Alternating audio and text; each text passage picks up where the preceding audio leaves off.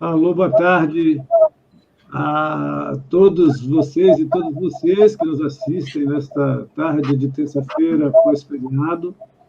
É uma honra poder abrir este seminário que marca o aniversário da Constituição Federal de 88, quando ela faz aniversário, não é? E fizemos questão de criar, estruturar, produzir e efetivar esse seminário em homenagem à Constituição pela importância que ela tem, como o pacto social que coloca o Brasil na rota de homenagem aos princípios, fundamentos e valores mais caros das sociedades ocidentais contemporâneas. Mais uma vez, a Constituição Federal precisa não só ser homenageada, mas ela precisa ser efetivada, quando tudo que construímos desde 1988, de algum modo, está em risco. Então, marcar o aniversário da Constituição é marcar sua importância, sua relevância para a construção de um país democrático, um país socialmente mais justo, um país em que se combatem as desigualdades e as diferenças, onde se homenageiam os valores do pluralismo, da liberdade, dos direitos civis, das liberdades públicas e coletivas e, sobretudo, da prevalência dos direitos humanos. E esta promessa de uma sociedade democrática, pluralista, mais humana, mais justa, mais solidária, mais igualitária, que se encontra em disputa no momento atual. Ainda mais diante da potencialização dos riscos que a crise, que a pandemia trouxe, nos coloca diante de todos nós. Então, homenagear a Constituição Federal é homenagear tudo isto, é homenagear esses valores e esta promessa, esta miríade, diríamos assim, já que, assim como tantas normas que têm em vista a dignidade, a humanidade dos setores mais vulneráveis, dos trabalhadores e daqueles setores que mais precisam da proteção do Estado, sempre foram, de certo modo, uma miragem no Brasil. E nós precisamos, ainda uma vez, lutar para construir e para da eficácia, da realidade e concretude dessa miragem. Então, eu abro com muita honra, com muito prazer, com muita alegria este seminário. Agradeço mais uma vez a presença do Dr. Jorge Bolsinhas e do Dr. Rodrigo Trindade, que estão prontamente e com tanto cuidado, com tanto desvelo, aceitaram o convite da Ajude 5. Agradeço também a presença do meu querido amigo, colega Rodolfo Pamplona, que mediará este encontro. Este seminário durará toda a semana, iremos até sexta-feira, sempre às tardes, não é? E agradeço, sobretudo, a presença de todos vocês e todas vocês, colegas, servidores, enfim, todo o público que está presente para nos ouvir. Então, meus caros doutor Jorge Bolsinhas, doutor Rodrigo Trindade, agradeço a presença, desejo a vossas excelências um bom trabalho, estão na excelente, preciosa companhia do nosso querido Rodolfo. Rodolfo, também te desejo um bom trabalho a todos. Eu vou ter que me retirar, porque tenho ainda um compromisso, e assim que me desvencilhar desse compromisso, retorno para ouvi-los, já que estou tão ansioso quanto todos. Então, sejam muito bem-vindas, está aberto o seminário, e um bom trabalho a todos, uma boa tarde de pensamento, de reflexão e de discussões. Muito obrigado, assim.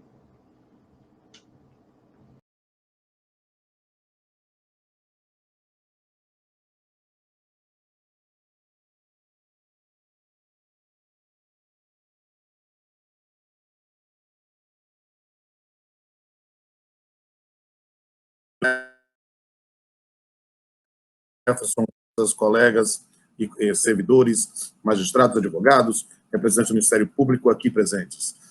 Nós estamos num seminário em homenagem aos 32 anos da Constituição da República e fui encarregado de presidir, mediar o primeiro painel. Nós temos, na tarde de hoje, 2 painéis que versam sobre extinção dos contratos e acordos judiciais. O primeiro painel sobre o tema força maior na rescisão, e o segundo painel mais tarde, a partir das 16 horas, sobre acordos judiciais em pandemias. E nesse primeiro painel, nós temos a honra de receber, na Escola Judicial do TRT da 5ª Região, 2 grandes juristas, 2 jovens juristas, dois juristas consagrados.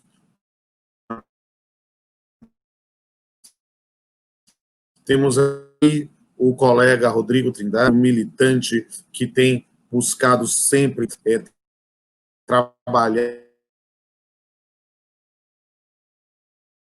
nessa luta com o frade, querido amigo Jorge Bolsinhas, né, advogado, militante, professor, também, né, de escola, e que nós vamos dividir esse painel, né? Minha condição é só de presidente mediador, então não tenho que me manifestar e nem me alongar. Por isso, informo a plateia que nós fizemos uma divisão dos temas, né? Vamos começar com o colega Jorge Bolsinhas, que vai trabalhar especificamente sobre os contornos doutrinários dos temas, para criticar, talvez, a opção legislativa por afastar a força maior, a discussão sobre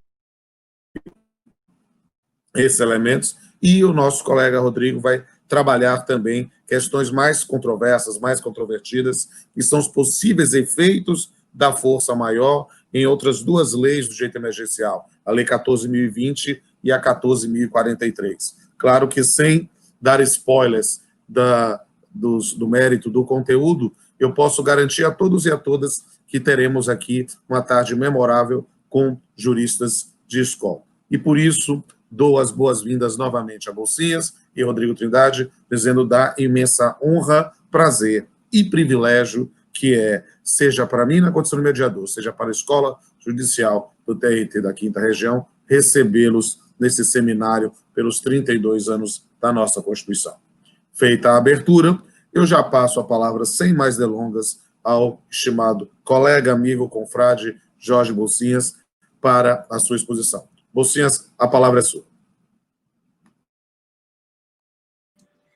Muito obrigado, Rodolfo. Queria registrar aqui a minha satisfação de poder participar aqui de uma mesa presida por você, com a presença do Dr. Rodrigo Trindade, cumprimentar também a doutora Andréa Presas Rocha, que esteve conosco agora há pouco, o doutor Jefferson, enfim, toda a equipe da Escola Judicial do TRT da 5ª Região, que contribuem para fazer esse evento tão marcante, tão especial, e que celebra uma data que nós precisamos, de fato, comemorar, que é o aniversário da nossa Constituição, né? Talvez hoje um pouco ameaçada pelas circunstâncias, enfim, pelas conturbações políticas, mas que foi, sem dúvida alguma, um grande marco de um processo demorado e difícil de redemocratização do nosso país, marco do qual nós não podemos, em hipótese alguma, abrir mão. Dentro das nossas conversas prévias, eu fiquei com a tarefa de apresentar muito rapidamente o tema e os seus contornos, né? A força maior, né, que é o título do nosso painel, ela pode ser definida como o gênero do qual fazem parte três subespécies, né? A força maior do estrito, o caso fortuito e o fato do príncipe. O direito do trabalho ele dá um tratamento diferente a esses três institutos do que dá, por exemplo, os demais ramos do direito. Nos demais ramos do direito, nós temos que em uma situação de força maior, por qualquer das suas três hipóteses, o efeito natural seria exatamente a extinção da responsabilidade contratualmente afirmada, né, acordada por alguma das partes, sem uma responsabilização a princípio pelas obrigações anteriormente assumidas. Então, assim, na grande maioria dos ramos do direito, né, o efeito da verificação de uma situação de força maior, que aí teria dois grandes qualificativos, né, a sua imprevisibilidade e a sua inevitabilidade, seria justamente que aquele devedor, né, ficaria isento diante exatamente da imprevisibilidade das circunstâncias e da inevitabilidade das medidas. Bom, o doutor Pamplono me chamou a atenção agora que a transmissão travou um pouco. Eu vou tomar, então, uma liberdade de reiniciar as minhas considerações, não sem antes renovar os meus agradecimentos a todos os presentes, mas também de dizer aqui da minha imensa satisfação de poder compartilhar essa mesa aqui com o doutor Rodolfo e com o doutor Rodrigo Trindade. Eu fiquei encarregado, efetivamente, de falar um pouco com vocês sobre as diversas circunstâncias que o momento nos traz, né? A princípio, eu diria para vocês que a situação que nós vivemos agora em razão do Covid-19, em razão da pandemia, reconhecida pela Organização Mundial de Saúde e no Brasil tornada oficial a partir de uma série de atos administrativos e legislativos, que indiscutivelmente se encaixa dentro do que seria o conceito doutrinário do gênero força maior, né? Qual seria esse conceito doutrinário? Um evento inevitável e imprevisível que torna impossível o cumprimento da obrigação por uma das partes. E o efeito natural, na grande maioria dos ramos do direito, desse evento imprevisível e inevitável, é desobrigar a parte mais frágil de cumprir as obrigações anteriormente assumidas. Tá? E dentro desse conceito geral de força maior, que seria o gênero do qual nós teríamos como espécie o fato do príncipe, a força maior em sentido estrito, e o caso fortuito, você teria como principal efeito o afastamento da responsabilidade e a desobrigação daquela parte que até gostaria de cumprir a sua obrigação, mas fica impossibilitada em razão desse evento imprevisível e inevitável. O direito do trabalho, por sua essência e por sua natureza, e por discutir questões de verbas de natureza alimentar, como nós costumamos dizer, que são essenciais para a subsistência de um dos contratantes, ele deu a esses institutos, né, um tratamento um pouco diverso daquele que é tradicional nos demais ramos do direito, que é o de, ao invés de você desobrigar a parte que gostaria de cumprir as suas determinações e fica impossibilitada em razão do efeito imprevisível e inevitável, você tem duas soluções. Ou a partição da responsabilidade, ou a transferência da responsabilidade dos contratantes para um terceiro que, enfim, poderia receber uma imputação de responsabilidade pelo fato. É por isso que, em matéria de direito do trabalho, tendo uma situação de caso fortuito ou de força maior, que recebe um tratamento considerado homogêneo, no artigo 502 e 503 da CLT, você tem uma repartição de responsabilidade. Você simplesmente divide a responsabilidade e os riscos entre empregado e empregador, na medida em que se determina o pagamento pela metade das indenizações provocadas pela cessação do contrato.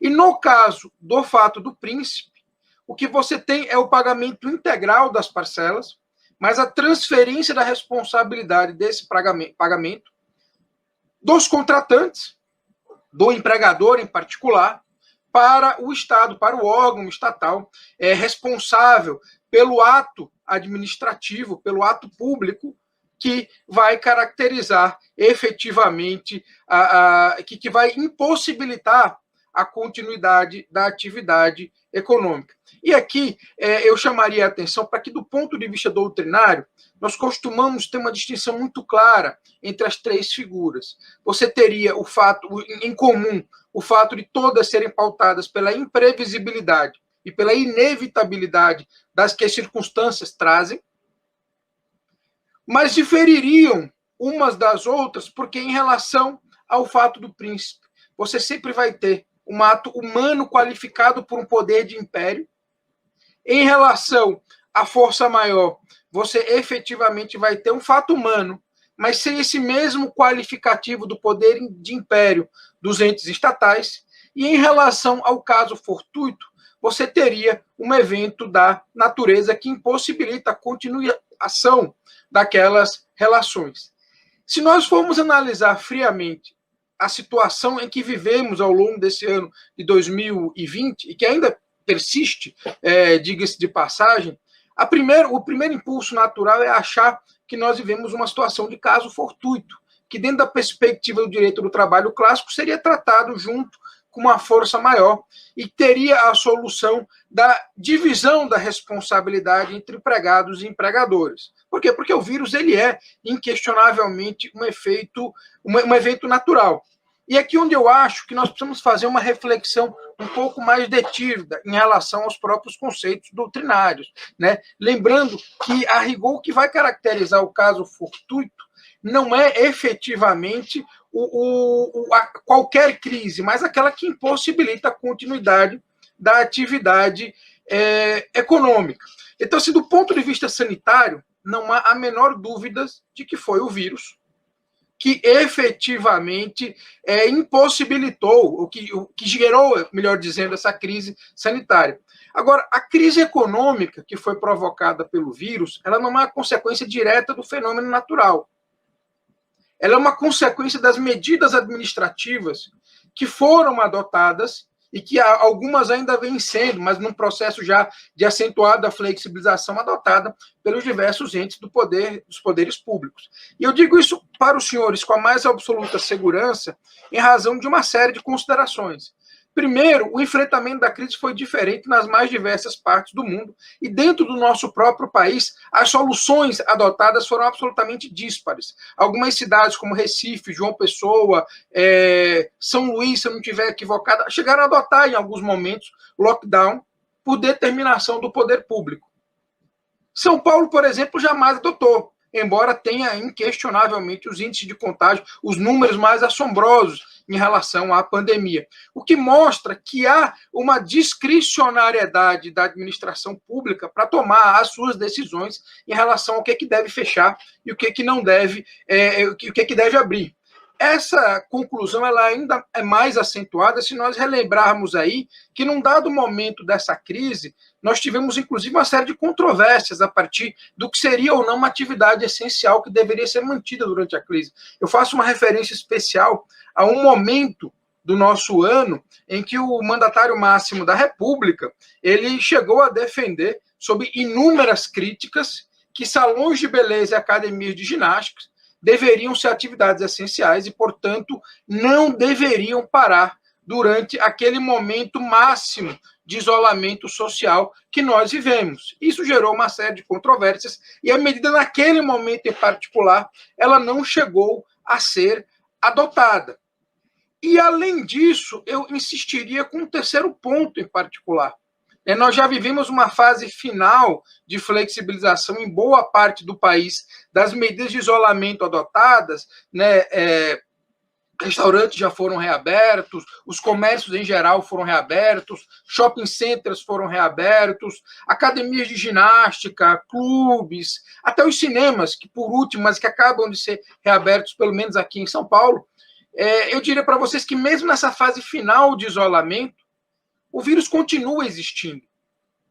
Então, assim, não é o fenômeno natural que nos impediu de sair às ruas e exercer atividades econômicas. Foram as determinações adotadas pelo poder público em relação ao enfrentamento desse fenômeno natural.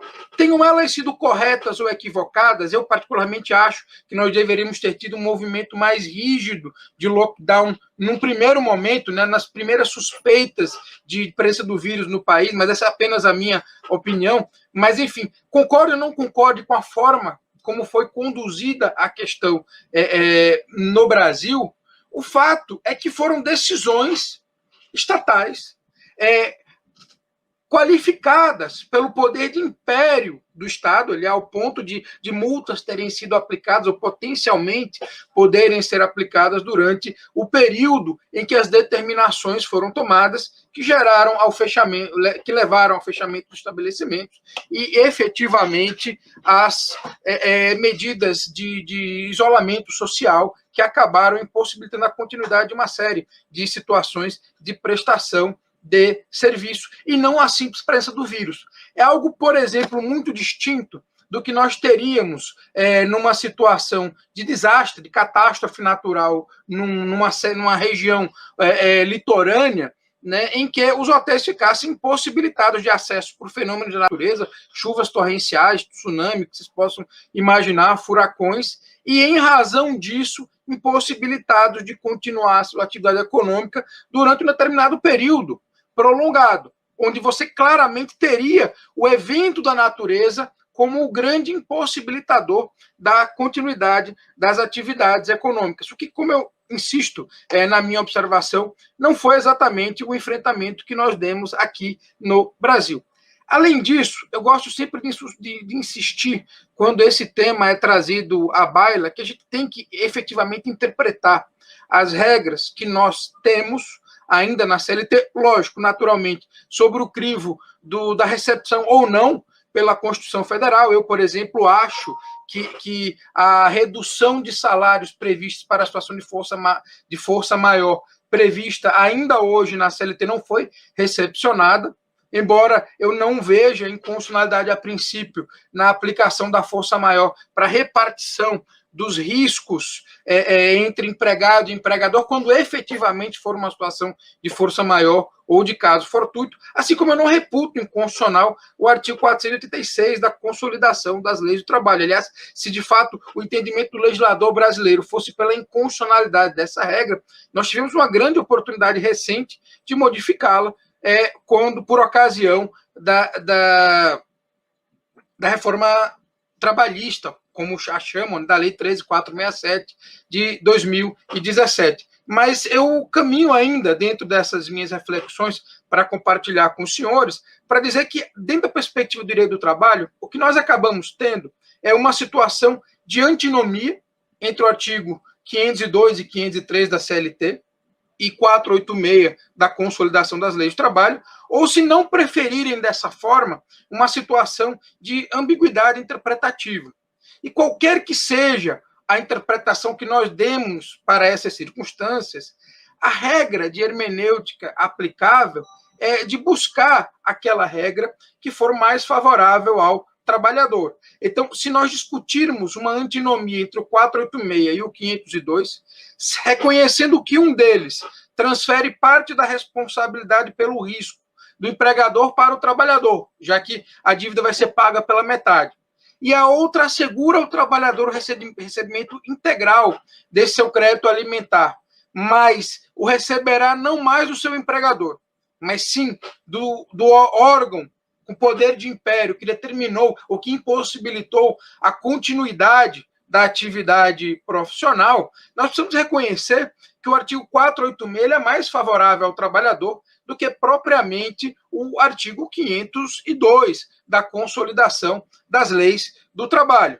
E se nós entendermos que não é o caso de uma antinomia, e aí, em relação à antinomia, eu queria só fazer mais um registro, né? Há quem defenda que, a partir de 2017, nós não temos mais uma aplicação do princípio da norma mais favorável, mas sim o princípio da norma mais específica, já que hoje é possível você sobrepor um acordo coletivo, mesmo quando desfavorável, a uma convenção coletiva e, eventualmente, a uma lei, por ser esse acordo mais específico do que a convenção coletiva e do que a lei. Eu só digo que, em relação a essa antinomia, nós temos uma particularidade. Essa regra, que alguns chamam de negociado sobre legislado, ela se aplica quando você tem fontes jurídicas de hierarquias distintas e de origens diferentes, que não é claramente a situação que nós discutimos aqui. Aqui nós temos uma antinomia dentro do mesmo texto, e, portanto, que tem a mesma hierarquia.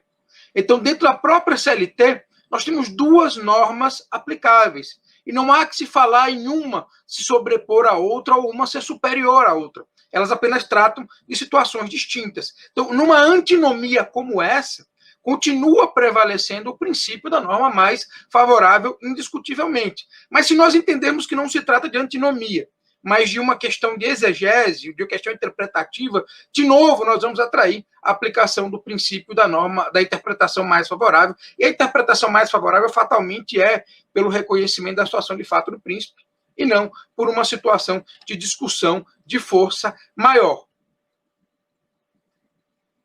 E aí você pode perguntar, naturalmente, imagino que seja a grande preocupação de muitos de vocês, mas do ponto de vista processual, você cria uma série de discussões, né? Você vai ter os favorecimentos próprios da Fazenda Pública quando litiga em juízo, né? O pagamento de crédito na forma de precatório, o que posterga muito o pagamento, o recebimento de eventuais créditos do trabalhador.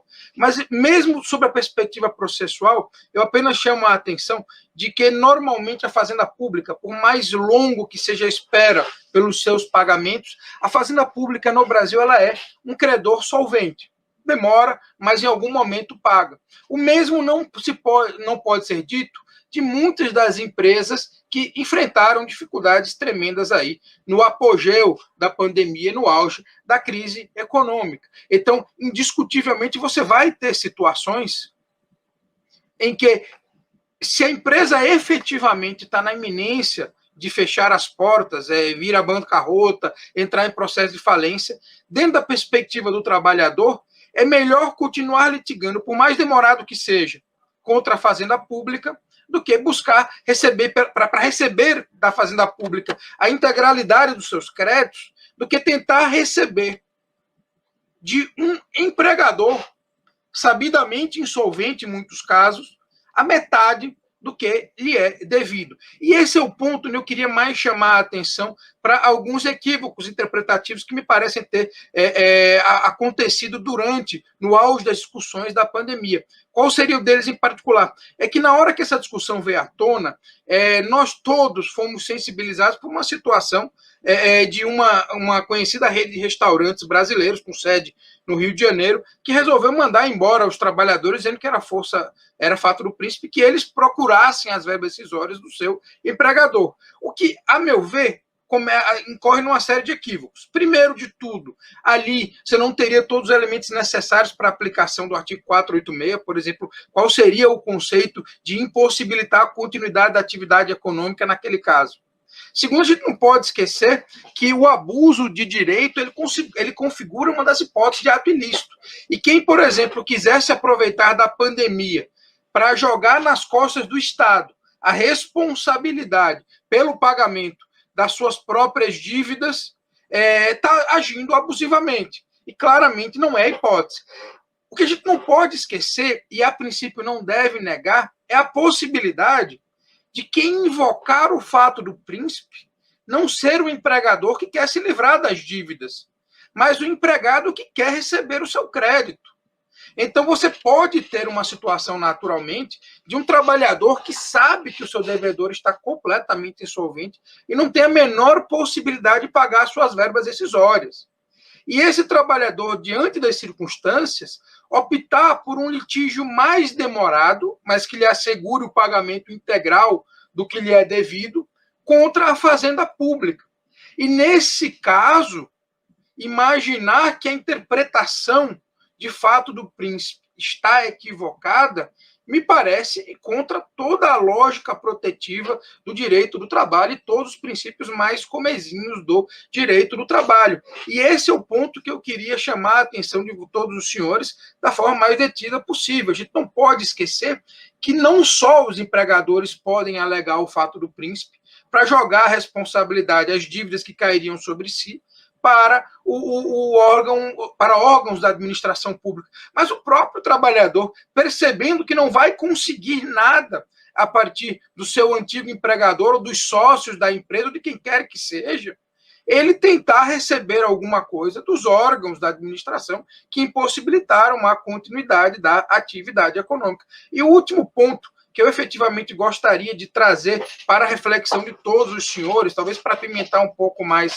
essa discussão, do ponto de vista doutrinário, de uma reflexão efetivamente doutrinária, é que nós temos uma situação em que interpretar o que nós vivemos como um caso de força maior, taxativamente, em toda e qualquer hipótese que você possa imaginar, impondo ao empregado o ônus de perder metade das suas verbas decisórias, porque o fato era imprevisível e inevitável, além de todas as considerações que eu já fiz para vocês, eu chamaria a atenção para que essa conclusão ela é absolutamente contraditória com tudo que nós vivemos ao longo desse ano.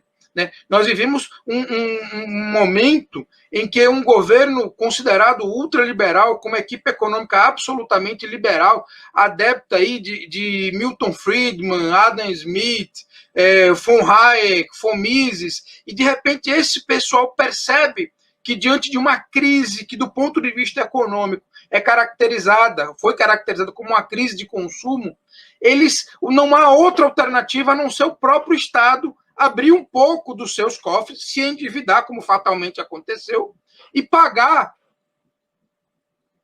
compensações para as perdas imediatas que os trabalhadores teriam com a suspensão do contrato de trabalho ou com a redução de jornadas e redução de salários. Então, exatamente nesse momento que essa equipe econômica tão característica, ela mesma reconhece que o Estado precisa participar do pagamento mensal dos trabalhadores para que o consumo continue a existir. Somos nós, os operadores do direito do trabalho, que vamos defender que as verbas rescisórias eles não devem pagar só essa compensação dos salários mensais, como se as verbas rescisórias também não gerassem consumo e também não fossem importantes, não só para combater a crise do consumo no seu auge, mas, sobretudo, para se pensar numa retomada de crescimento econômico do país, ou estabilização da economia do país no futuro. E aí é certo que os movimentos todos do Estado foram no sentido de tentar, nas duas vezes em que normatizaram a questão, afastar ao máximo essa responsabilidade ou essa dívida em razão desse evento inevitável e imprevisível. Num primeiro momento, a solução estatal foi dizer que a situação era força maior, né, dar a interpretação jurídica para a questão. Foi uma da provisória 927 que caducou.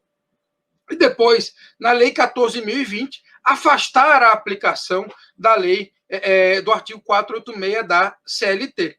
O que eu suscito como reflexão em relação a esse tema, a essa escolha legislativa em particular, é se de fato nós podemos, é constitucional, ou dentro da perspectiva mais comezinha de princípio da moralidade, o Estado, né, por qualquer um dos seus vertentes, aqui eu faço uma referência a Russomano, que muito licitamente deixa muito claro que o fato do príncipe não só não depende de o ato ter sido uma condição sine qua non, ou seja, mesmo quando a medida administrativa for feita no melhor interesse da coletividade, pensando em preservação da saúde, como aparentemente foram as medidas que determinaram o distanciamento social, mesmo nesses casos, o Estado é responsável em situações de fato do príncipe. Ou seja, a boa intenção do administrador não afasta a caracterização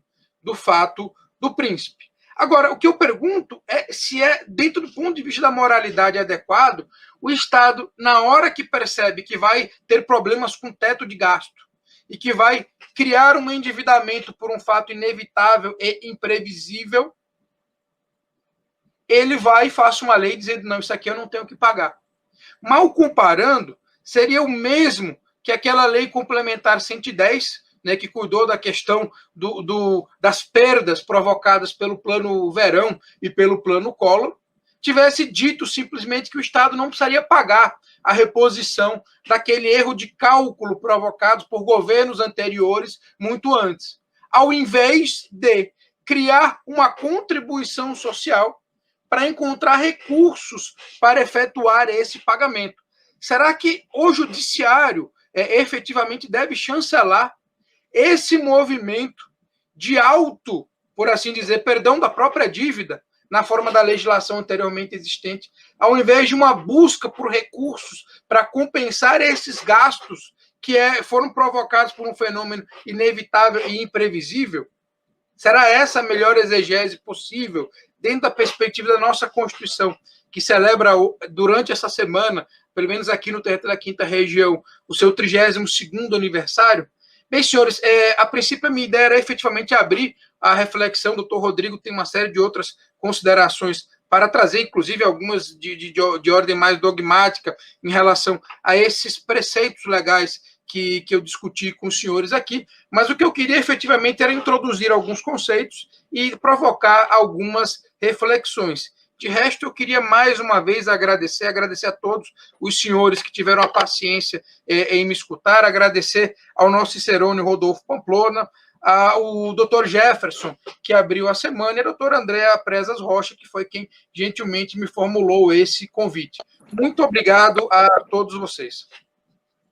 Bem, nós agradecemos a excelente exposição do nosso confrade Jorge Bolsinhas e já passamos a palavra, sem mais delongas, ao nosso colega, professor Rodrigo Trindade, magistrado que tem atuado muito, tanto na vida associativa quanto na vida acadêmica.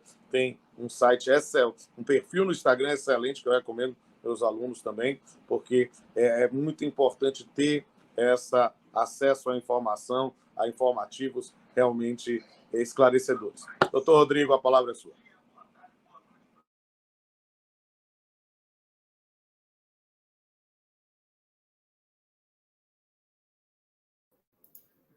Ok, muito obrigado, Rodolfo. Quero cumprimentar a ti, Rodolfo, cumprimentar também ao estimado doutor Jorge Bolsinhas, e também faço cumprimento a todos que nos acompanham aqui, e em especial também doutor Andréa Presas, que esteve conosco até alguns momentos, e cumprimentar, saudar e agradecer ao doutor Jefferson, que esteve aqui conosco, fez a nossa apresentação também, e dizer que é um prazer retornar à Escola Judicial do TRT da 5ª Região. Tenho um grande carinho pela 5ª Região, pela Bahia, e é realmente um prazer, uma felicidade estar aqui de volta, poder debater com os colegas da Bahia, e estão tão bem acompanhados. E é especialmente uma honra participar desse seminário, na abertura do seminário, e também uma alegria que esse nosso encontro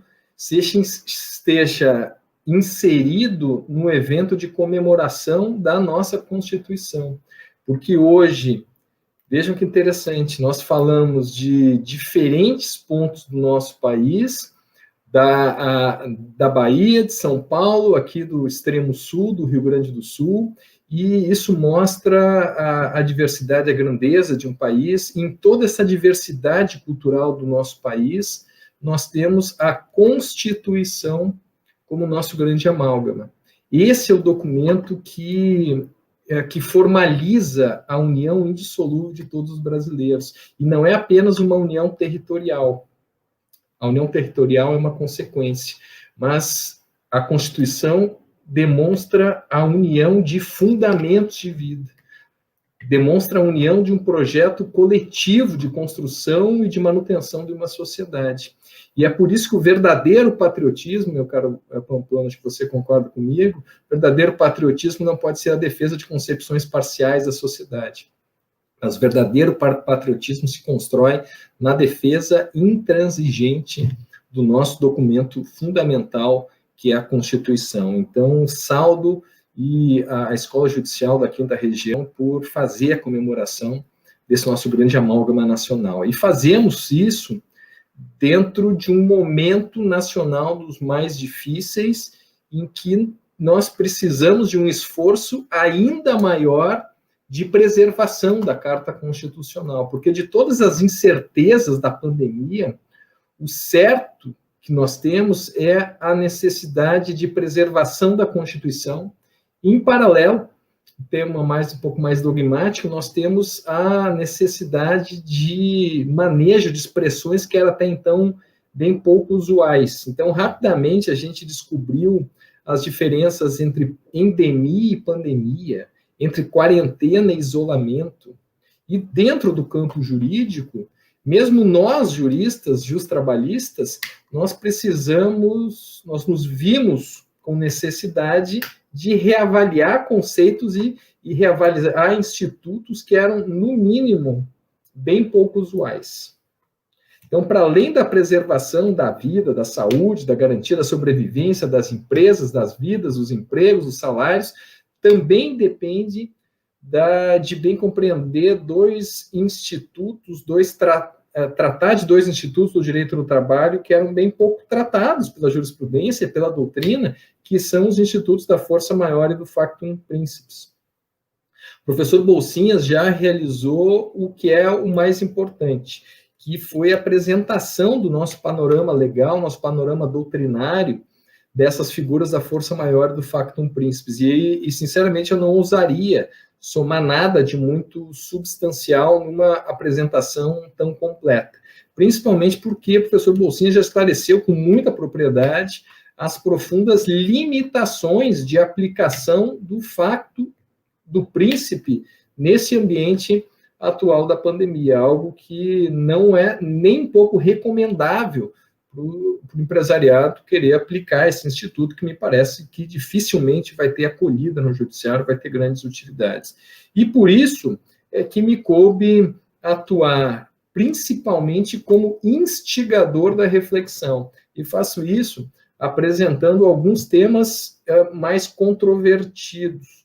E assim faço, e selecionei 5 questões, 5 reflexões para compartilhar com as senhoras e os senhores. E vou até mudar minha ordem e tratar primeiramente da questão com que o professor Bolsinhas encerrou essa tão completa e profunda apresentação, e tratar primeiramente da caducidade da medida provisória 927. A medida provisória 927 teve uma vida relativamente curta, ela teve vigência de 22 de março de 2020 até 19 de julho de 2020, e ela estabeleceu no seu artigo 1º, parágrafo único, o reconhecimento de que o estado de calamidade pública constitui hipótese de força maior. Tudo isso nos termos do artigo 501 da CLT, mas a medida provisória caducou, 19 de julho não vive mais, está morta.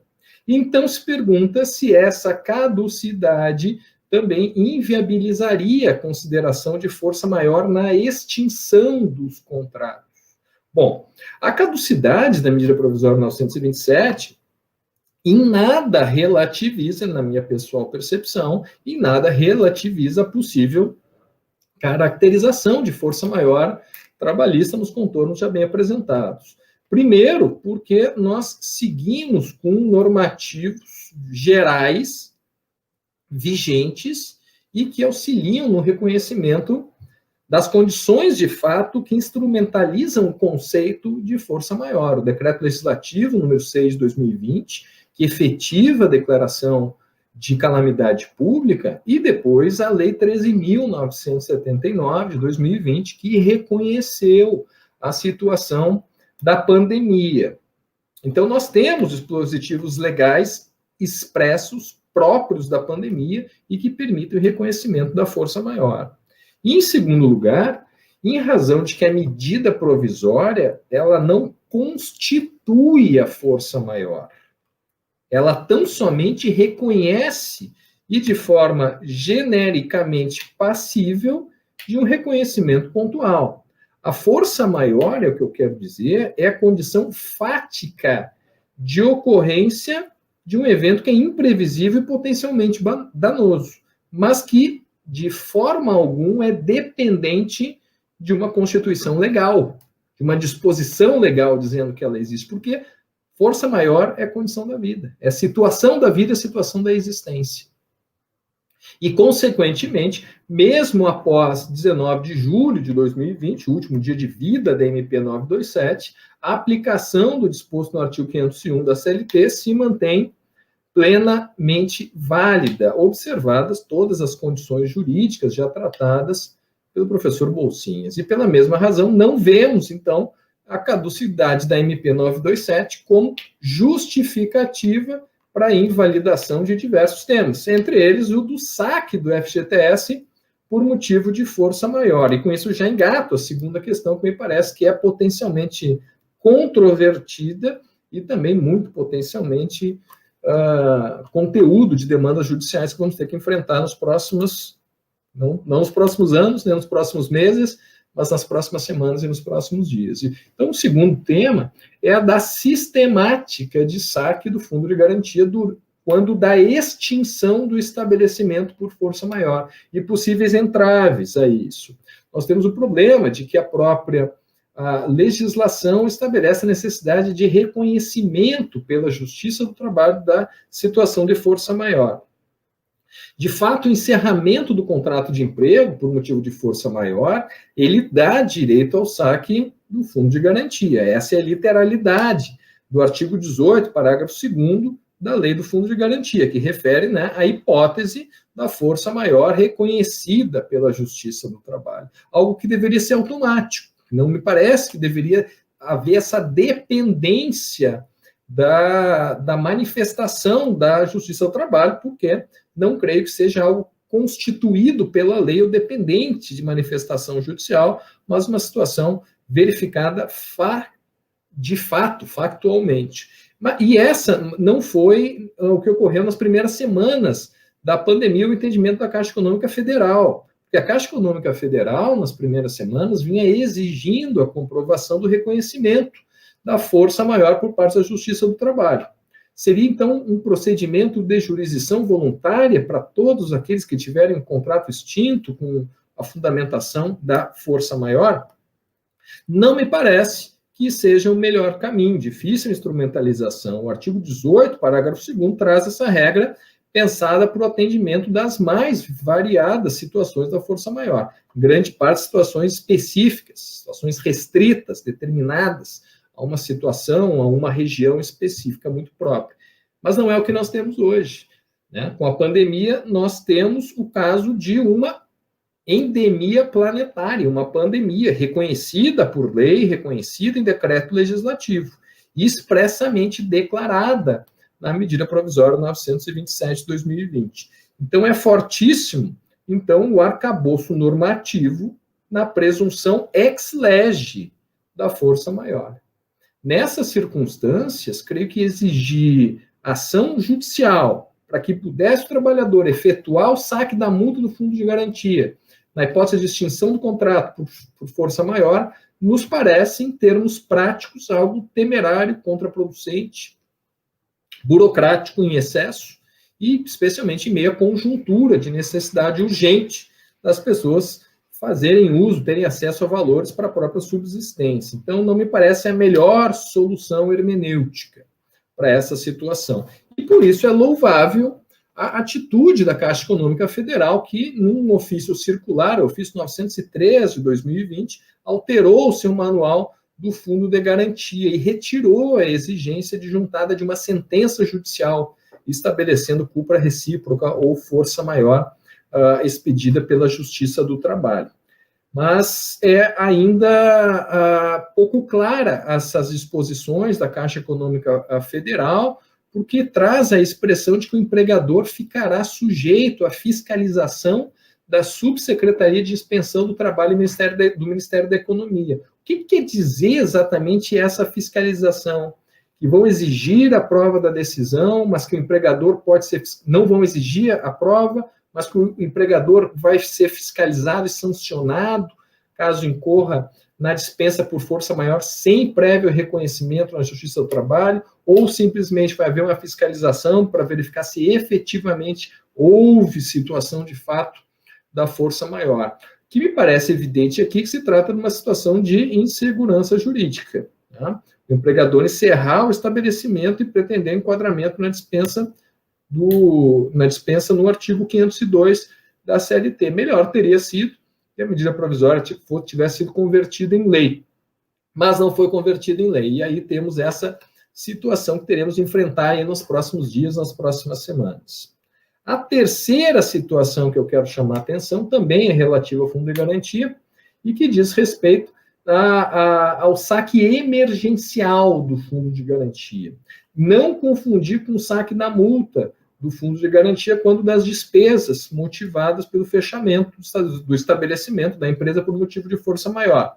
Aqui nós temos a previsão no artigo 20, inciso 16 da Lei 8.036 de 90, que prevê a possibilidade de movimentação da conta vinculada em caso de necessidade pessoal cuja urgência e gravidade decorra de desastre natural. Mas condiciona a lei que esse saque fica condicionado aos requisitos do regulamento. E o regulamento de 2004, evidencia que a possibilidade é direcionada a desastres naturais, a furacão, tornado, granizo, enchente, vendaval, e não se relaciona, portanto, a uma situação de pandemia, que é o que atualmente nós temos. Mas essa questão, veja, ela foi disciplinada pelo Executivo na medida provisória 946 de 2020. Lá nessa medida provisória, se adicionou a situação da calamidade pública causada pela pandemia como mais um dos fatores, mais uma das hipóteses de saque da conta vinculada. Mas atenção, essa medida provisória caducou caducou em 4 de agosto de 2020. Ela previa unicamente o saque de R$ 1.045 por trabalhador. Veja, o contrato não é extinto, só autoriza o saque por trabalhador nesse limite de R$ 1.045 até 4 de 8 de 2020. A questão controvertida que fica agora é para o saque, possibilidade de saques em período de não vigência da medida provisória 946. Se poderia, então, manter a possibilidade do saque emergencial do Fundo de Garantia com contrato vigente, em que valor seria? Creio que é difícil estabelecer de modo uma resposta de forma absoluta. Para qualquer situação, há autorização de saque do Fundo de Garantia, porque a pandemia a todos afeta de modo uniforme. Não creio que essa seja a melhor interpretação. Mas talvez possamos fazer uma interpretação casada com outros dispositivos, esses ainda vigentes do direito emergencial do trabalho, em especial a Lei 14.020, que trata da redução e suspensão. Então, o empregado que teve redução de salário proporcional à jornada ou suspensão contratual, esse, creio que poderia demandar o saque emergencial do fundo de garantia sem o limite de R$ 1.045, porque não mais vigente a medida provisória 946. Mas, sem dúvida, demandaria uma forte fundamentação. A quarta e penúltima questão, a controvertida que eu vejo da extinção por força maior, diz respeito à dúvida de aplicação dessas regras da força maior para empresas que aderiram ao Programa Emergencial de Manutenção do Emprego e da Renda, que veio previsto originalmente na medida provisória 936, convertida na Lei 14.020 de 2020, que converteu em lei a medida provisória. Em termos muito simples e rápidos, essa medida provisória, depois lei, permite a suspensão temporária de contratos e redução proporcional de jornada e salários, em contrapartida, uma suplementação parcial pela União, na forma de um benefício emergencial, e também a previsão de uma espécie imprópria de garantia de emprego, que, na verdade, seria unicamente uma indenização tarifada, que corresponde ao dobro do prazo de redução ou de suspensão.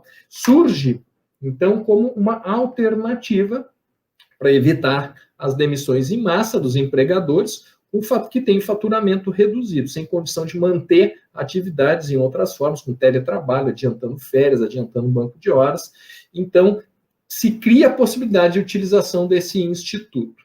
A primeira dúvida que é trazida e que eu apresento para reflexão é se a empresa que aderiu ao programa, ou seja, reduziu o salário, o empregado ganhou o benefício emergencial, ou suspendeu o contrato de trabalho, essa empresa pode se enquadrar no caso de força maior, caso haja rescisão dos contratos de emprego, ou seja, a empresa aderiu ao programa, reduziu o salário, o funcionário passou a receber menos salário, mas isso não foi suficiente, a empresa fechou, não foi suficiente, fechou o estabelecimento.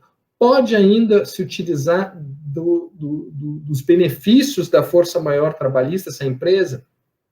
Creio que sim. E creio que sim, porque a adesão ao programa, de modo algum, é garantia certa de que vai ser suficiente para a permanência da empresa. Acho até que é uma das medidas mais desesperadas do empresário a redução de salário ou a suspensão do contrato. E pode acontecer de que esse alívio da folha de salários não tenha sido suficiente, principalmente se não houver reabertura plena da empresa, caso dos restaurantes, caso dos cinemas, ou mesmo se não houver o reaquecimento suficiente da economia para a retomada das atividades, setor de turismo, por exemplo. E nessas situações, o fechamento da empresa por motivo de força maior não é uma fabricação jurídica, ela não é metafísica, é uma situação de fato. É o peso insuportável de uma tragédia que não bate na porta, mas que chega pedalando a porta e destrói possibilidades de seguir com o empreendimento.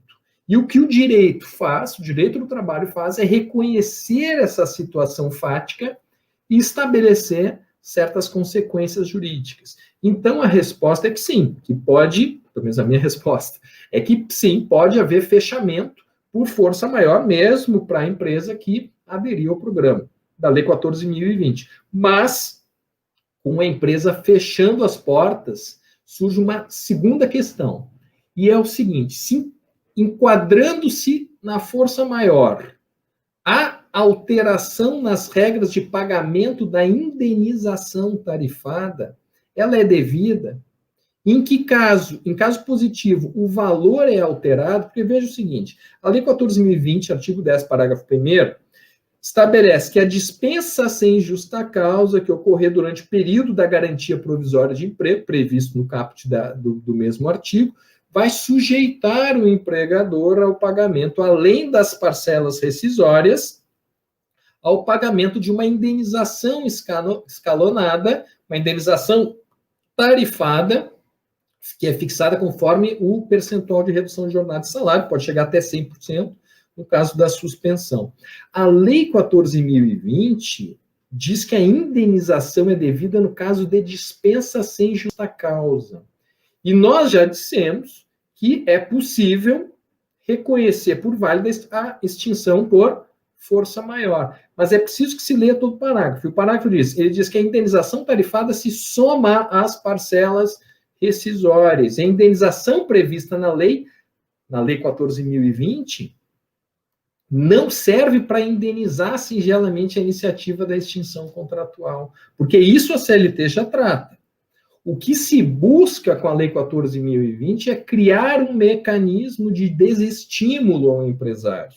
Desestímulo ao empresário para que ele evite usar e se beneficiar do programa da Lei 14.020 e depois mande embora seu empregado. E para isso existe a indenização tarifada para que desestimule esse tipo de prática. A esse objetivo, o Instituto da Força Maior não atinge. A força maior serve unicamente para aliviar despesas rescisórias, em um âmbito de parcela que é expresso na lei. E a lei não se refere à indenização tarifada para desestímulo do uso inadequado do programa emergencial. Então, enfim, me parece que a indenização aqui ela deve ser mantida. A consequência única é apenas a aplicação do Instituto Justo Trabalhista da Força Maior para operar a redução no único efeito rescisório que se aplica, ao meu compreender, que é a redução, unicamente a redução da multa do Fundo de Garantia para os empregados não estáveis.